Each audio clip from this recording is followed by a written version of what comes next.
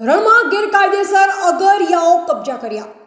અટલ.com સમાચાર માધ્યમમાં સમાચાર પ્રસિદ્ધ થતા આરએફઓ દ્વારા દબાણ દૂર કરવાની કોશિશ કરવાના બદલે પત્રકારને દબાવવાના પ્રયત્નો. સત્યને ઉજાગર કરતા પત્રકારને દબાવવાના પ્રયાસો કરતા પહેલા આરએફઓ રણની તપાસ કરે. આરએફઓ પાસે હિંમત હોય તો રણના દબાણો દૂર કરાવે. પિટિશન થયા બાદ દબાણ દૂર થયા પણ ફરી નવા આરએફઓ આવતા દબાણો વધવાની ચર્ચા. દબાણદારોથી આગળ રણ લોહિયાળ બની ફરી ન બને તે મુદ્દો આરએફઓ ધ્યાનમાં લે તેવી માંગ. હજારો ટન મીઠાનું ઉત્પાદન થતું હોવાના કારણે સરકારશ્રીને નુકસાન થવાની ભીતિ. આરએફઓમાં દમ હોય તો 15 દિવસની અંદર તપાસ કરાવજો. તપાસ સત્વરે નહીં કરાવવામાં આવે તો ગેરકાયદે પકવેલ મીઠું બહાર આવતા સત્ય છૂ શકે તેવી શક્યતા. જો આરએફઓની ટીમમાં દમ હોય, સરકારશ્રીના હિતને ધ્યાને લઈ સત્ય સામે લાવે.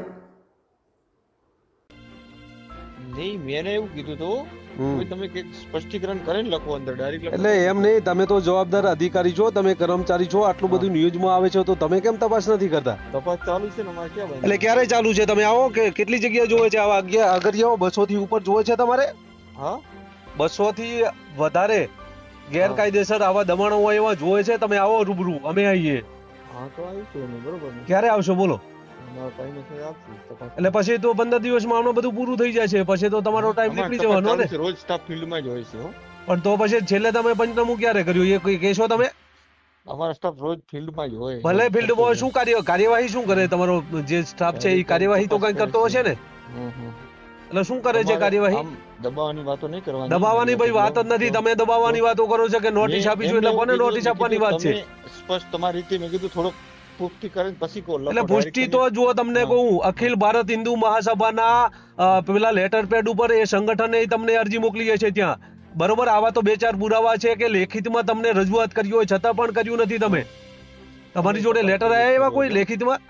હા, લેખિતમાં એવા સંગઠનના કોઈ લેટર આવ્યા છે તમારી જોડે?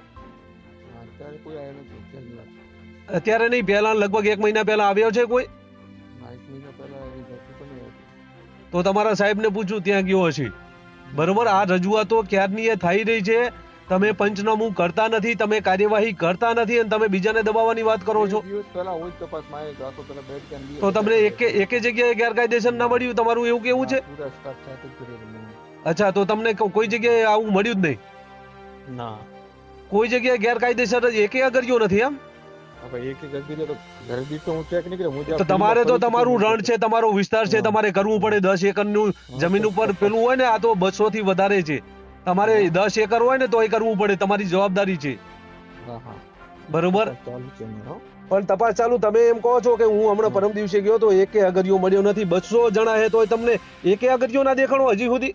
ક્યાં નહીં દેખાણું? અહીંયા રણમાં ગેરકાયદેસર ના, એકે નહીં દેખાણું. નહીં દેખાણું એટલે જ કહું છું, ડાયરેક્ટ દેખાણો તો હું પકડીને લઈ ના તો એમ નહીં. તો તમને એટલે તમે શું તપાસ કરી? ખાલી રણમાં આટો મારીને આવતા રહે કે બીજું કોઈ તપાસ કરી? એમ તપાસ બધા એમને જે કાર્ડ હોય તે કાર્ડ ચેક કરવાનું, બીજું શું? પણ એ ધારો કે એક કાર્ડ ધારક છે તો એ 10 એકર એને ફાળવી હોય તો એ 10 એકર બીજા કાર્ડમાંથી એને દબાણ કરીને બેઠો હોય એવું નથી?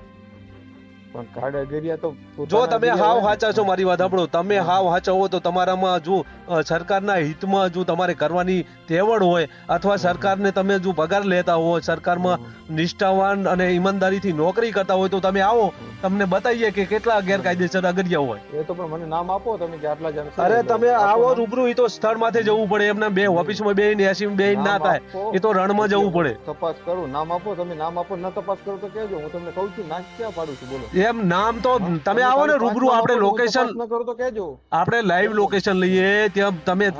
તમે કર્મચારી છો, તમે અમે તમારા રૂબરૂ આવીએ અને કહીએ કે આ તમે નામ આપો. એવા કોઈ લાગતા તો હું ક્યાં ના પાડું છું તમને? કે ખોટા કહું છું કે તમે ખોટા છો? પણ તઈ તો તમે અને અમે જીએ ત્યારે જ ખબર પડશે, નામની ત્યારે જ ખબર પડશે, કારણ કે ઘણા બધા છે, 200 થી પણ વધારે, એટલે કહું છું. ના, તમે નામ આપજો મને કે આ જગ્યાએ 5 જણા છે, મને કહો તો હું કાલ તપાસ. તમે પરમ દિવસે જ્યાં એમાં કોઈ તમને કઈ વસ્તુ જ ના મળી કે ગેરકાયદેસર એકે અગરિયો ના મળી? કામ ગયો તો 2 દિવસ પહેલા. હા, મને કોઈ જેવું